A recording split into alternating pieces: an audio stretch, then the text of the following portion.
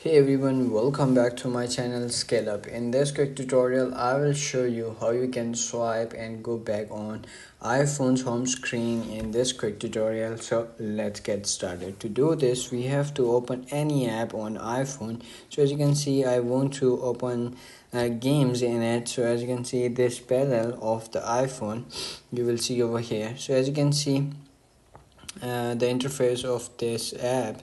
So you can see over here at the bottom, you will see your like small tab bar on the bottom below the apps. So you have to do is simply click on that and swipe to the app, and once you swipe up you will see your apps over here. So you can see once you swipe it to the up, and it's gonna be comes in your home page, and you want to delete any app, you have to simply swipe to the up, and you can see over here your apps as well.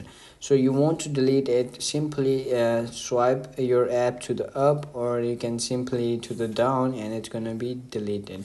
So as you can see, it's gonna be deleted. So that's it. That's how you can do it. If you found this video helpful, don't forget to like my video, subscribe my channel Scale Up, and also drop me a comment for more tips and tricks videos. Thanks for watching. See you in the next video. Have a nice day. Bye bye.